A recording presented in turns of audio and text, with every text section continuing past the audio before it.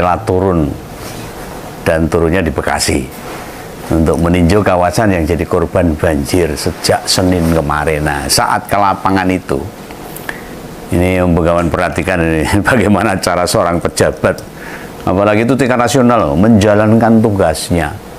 Lah iya no, rakyat itu butuh diperhatikan no, digagas. Tidak hanya ditemui toh, setidaknya buat meringankan beban psikisnya. Aspek moral itu penting bagi masyarakat yang kena bencana, supaya nggak mudah pedot ngadepin ujian yang bertubi-tubi ini. Nah, kemarin Ngompol kan sudah membandingkan cara Gubernur Jawa Barat dan DKI dalam aspek nyari solusi dari bencana banjir yang sedang melanda di wilayah Jawa Barat dan DKI. Sekarang kita coba lihat apa yang dilakukan oleh orang kedua di negeri ini. Dalam perspektif Om Begawan, baru jedulnya Gibran pada hari Rabu, itu menunjukkan betapa para pemimpin nasional rupanya nggak tergerak dengan bencana, nggak cak-cak das-des. Harusnya saat ini bencana, saat itu juga dia harus turun untuk mengetahui keadaan sebenarnya pada masyarakat. Padahal yang kita tahu dari pemberitaan, dari video-video yang tersebar dari medsos, mainstream dan sebagainya, banjir itu tergolong gede melanda di wilayah Jabodetabek, membuat susah ratusan ribu warga Jawa Barat dan DKI. Mungkin tembus jutaan warga masyarakat, apalagi titik bencana dengan tempat tinggal Wapres kan nggak jauh itu, dekat itu. Kenapa baru mendatangi korban musibah pada hari Rabu? 2 hari jeda. Di Jakarta sudah ada 38 RT yang tergenang, itu di wilayah Jakarta Timur loh, dan Jakarta Selatan. Mulai Senin pagi jam 7. Nah, kok bisa Gibran baru berkunjung Rabu? Loh, memang dia tinggal di mana? Lalu pada Selasa, air bah yang melanda di Jabodetabek makin viral, makin naik. Ada mal kemasukan air, ada mobil terseret arus. Warga pada nunggu jemputan di atas genteng, menunggu perahu-perahu karet. Dan kondisi menyedihkan lainnya. Loh, memangnya pas Selasa, apa aktivitas Wapres yang tidak bisa ditinggalkan? Ada yang lebih penting. Dan berbagai peristiwa tadi masih menyusahkan warga sampai kemarin pagi. Siang mulai surut memang. Loh, jadi pas Gibran datang, beberapa genangan sudah berkurang. Wah, jadi dia bisa nyebrang. Beda ketika Rano Karno datang, air masih tinggi, maksud dia suruh nyebrang. Udah, Rano Karno kan badannya besar, itu kalau nyebrang bahaya, dia terpaksa harus pakai perahu karet. Itu pun dibully sama pendukung-pendukungnya Konoha itu.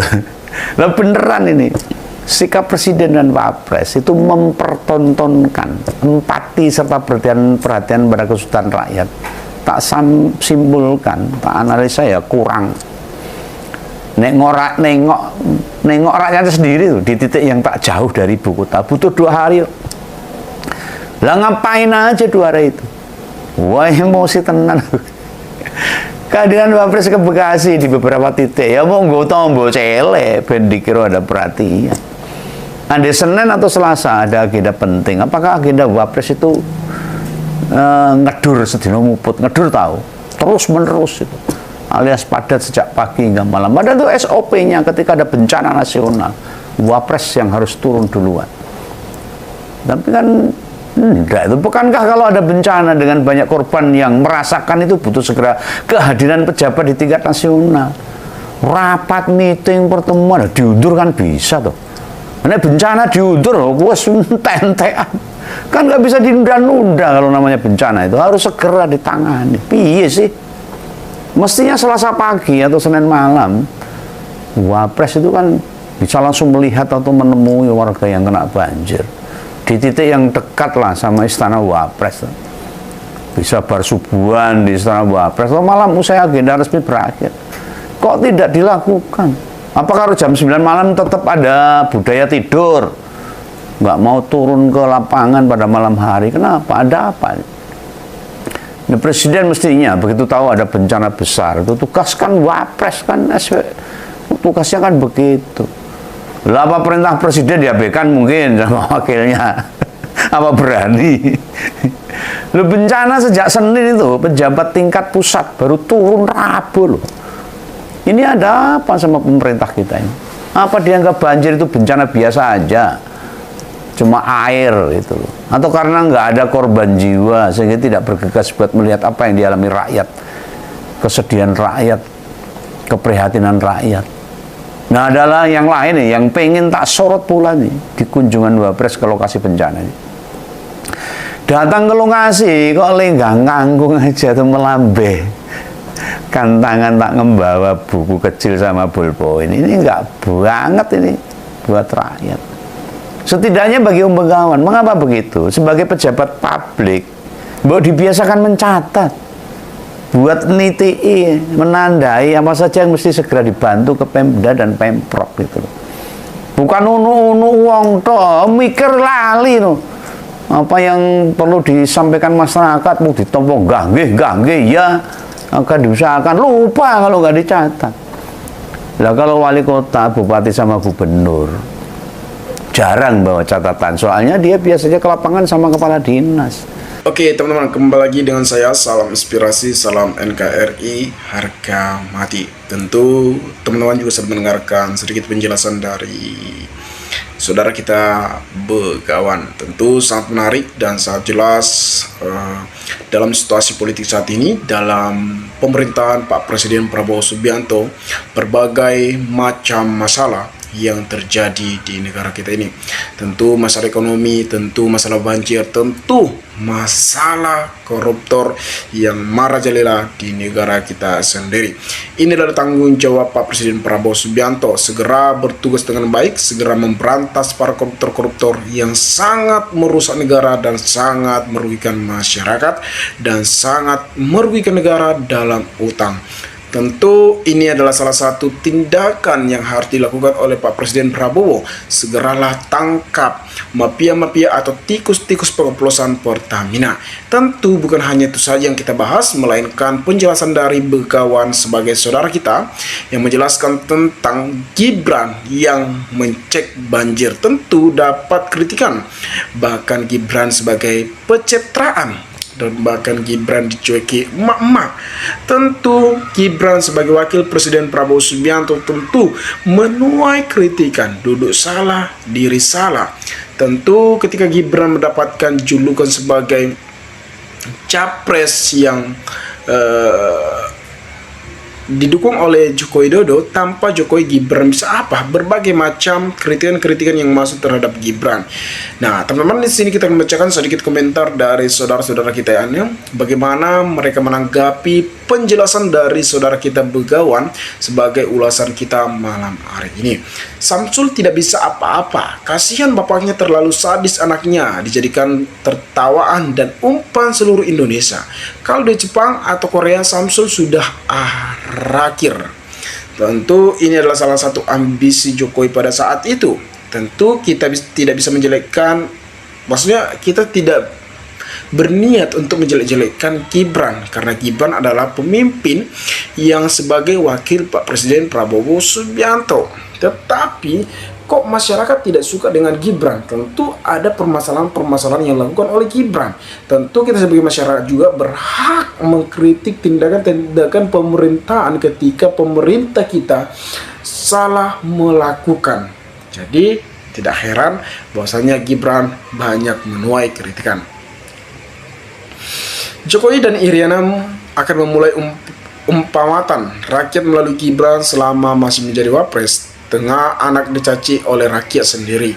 Orang tua yang tidak bermoral, ibu yang dorong anak bapaknya, yang bergerila dengan berbagai cara, anaknya berhasil menjadi capres. Tentu pencalonan Gibran berbagai macam pro dan kontra, yang dimana di Mahkamah Konstitusi yang telah Jokowi yang berambisi yang sangat tinggi mengubah undang-undang sehingga Mahkamah Konstitusi memberikan karpet merah dan meloloskan Gibran sebagai wakil Pak Prabowo Subianto. Tetapi kita tidak membahas ke belakang, tetapi kita membahas soal cek banjir.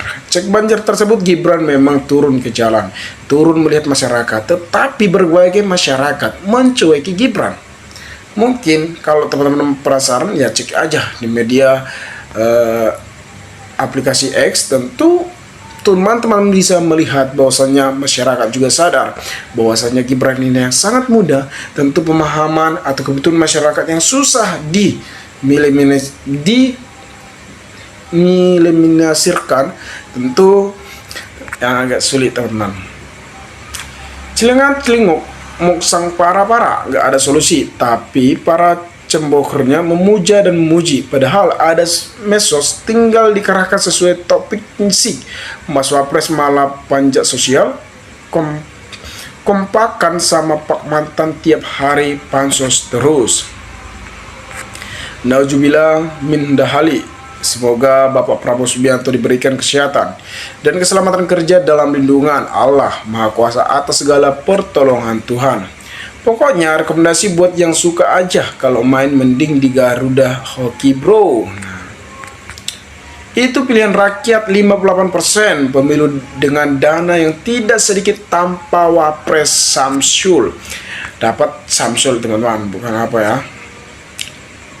Dengar itu Wapres, omongan begawan, harus beri solusi permasalahan banjir dan cara pencegahannya. Jadi jangan ngalor ngidul nanya ke warga, harus gercep cara penanganan banjir, bukan hanya datang saja, bukan hanya melihat saja, tetapi sebagai pemerintahan, sebagai wakil presiden harusnya memberikan solusi untuk masyarakat. Itulah seorang pemimpin.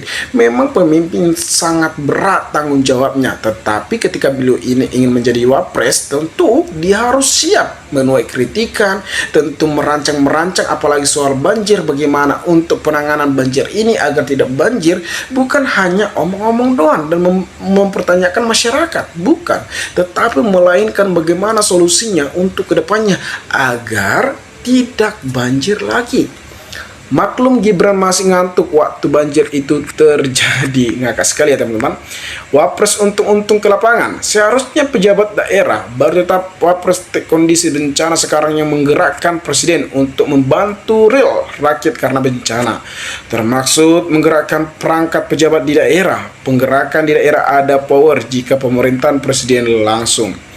Serupa dengan ketika terjadi kasus gas melon, Samsul datang ketika masalah mulai reda. Kalau Gibran nggak bisikkan sama orang dekat, nggak akan kunjungi lokasi banjir itu. Yakinlah orang hanya bisa pelangak-pelongot aja.